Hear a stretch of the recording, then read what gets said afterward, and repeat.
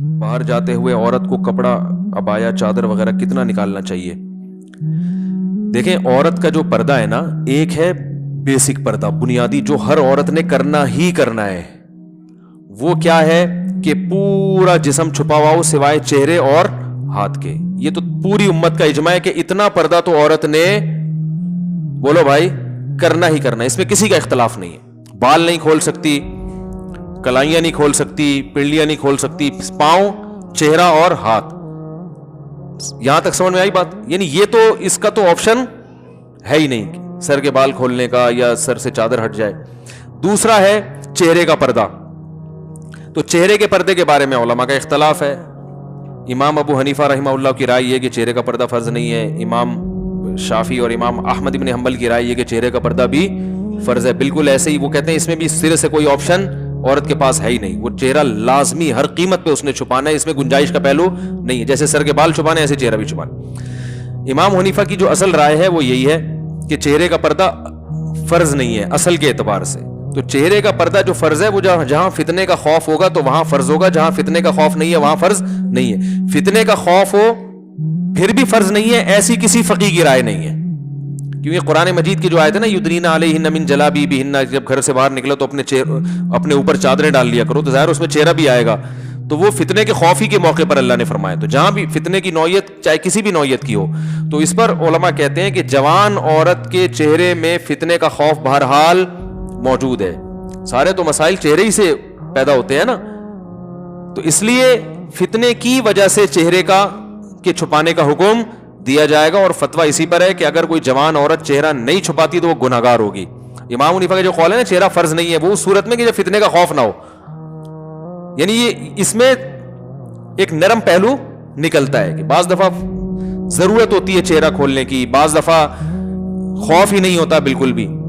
تو اب متاخرین حنفیہ کا فتویٰ اسی پر ہے، اور اسی پر تقریباً سارے علماء جو فقہ حنفی کو فالو کرنے والے ہیں سب متفق ہو چکے ہیں. اور آج سے نہیں، آج سے 700-800 سال پہلے یہ فتویٰ دیا جا چکا ہے کہ اب عورت کو چہرہ کھولنے کی اجازت نہیں ہے. کیونکہ نبی صلی اللہ علیہ وسلم کے دور میں باندیاں ہوتی تھیں، بیویاں بہت کثرت سے، تو حلال اتنا زیادہ ملتا تھا کہ حرام کی طرف لوگوں کے قدم نہیں جاتے تھے، اور وہ مواقع بھی نہیں تھے برائی کے. اب حلال میں پابندیاں لگ گئی ہیں اور حرام، تو اب لوگوں کی نظر اتنی صاف نہیں ہے. اب کوئی جوان عورت جائے گی تو بہت زیادہ امکان ہے کہ لوگ بری نیت سے اس کو دیکھیں گے. تو اس لیے عورت پر چہرہ چھپانا اس زمانے میں فرض ہے. بات آئی سمجھ میں؟ تو یہ تو ہو گیا. لیکن اس میں چونکہ اختلاف ہے اور ایک پہلو نکلتا ہے، تو جہاں شدید مجبوری ہوگی تو وہاں گنجائش دی جائے گی. مجبوری کا مطلب کوئی ایکٹر ہے، اداکارہ ہے، فلم ایکٹریس ہے، وہ توبہ کر رہی ہے، تو اب اس بیچاری نے جہاں ایسی بے حیائی میں زندگی گزاری، اب اس کو تھوڑا نرمی کی طرف کہ بھائی چلو تم وہ پردہ کر لو جو سب کا جس پر اتفاق ہے. something is better than nothing. اب آپ اس کو مکمل کہیں گے جی وہ سر کے بال سے لے کے پاؤں کے ناخن تک، تو اس کے لیے مشکل ہوگا. بات آ رہی ہے سمجھ میں؟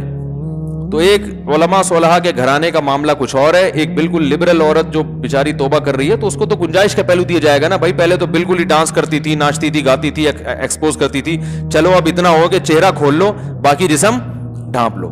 تو ایسے موقع پر اس کو گنجائش دی جائے گی، گنجائش کے فتوے سے فائدہ اٹھا کے. سمجھ لیں؟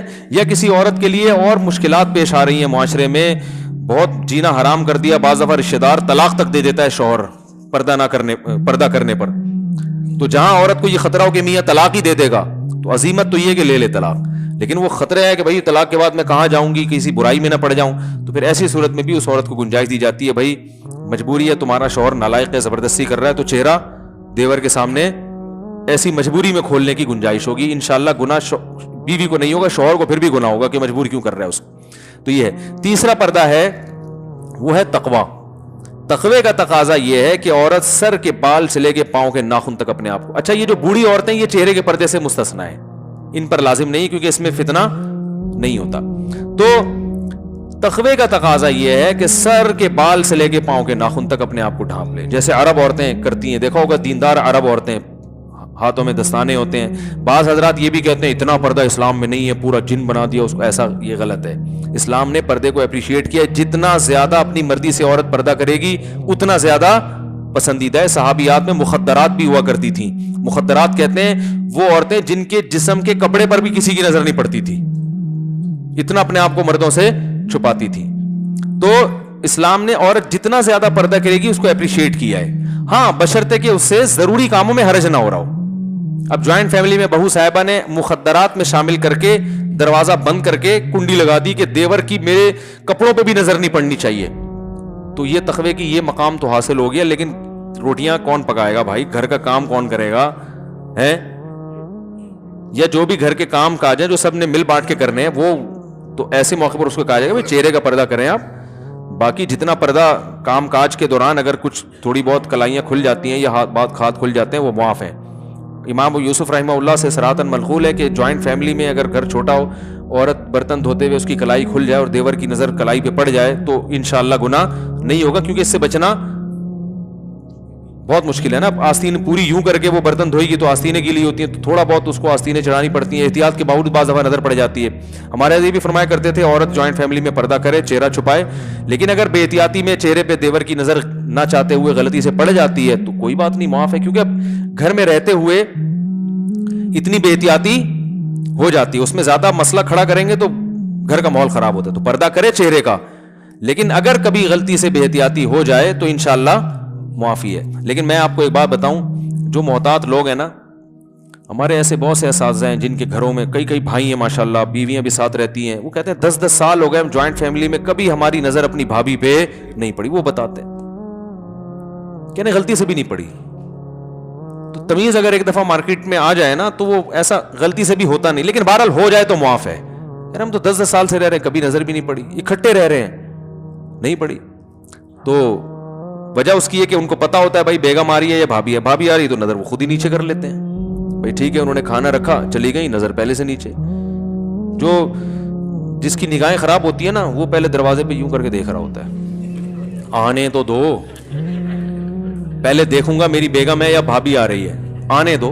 آئے گا اچھی طرح مطالعہ کرے گا, پھر کہے گا بھائی اسلام میں اچھا نہیں ہے.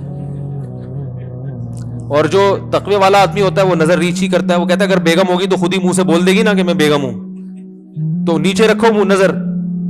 جب وہ کھانا لے کر آ رہی ہے کچن کے کھٹ پٹ سے اندازہ ہو گیا بھابھی کھانا لگا رہی ہے میرے لیے, تو بھائی پہلے سے نظر نیچے رکھ لو, وہ آئیں گی رکھ کے چلی جائیں گی, ٹھیک ہے نا.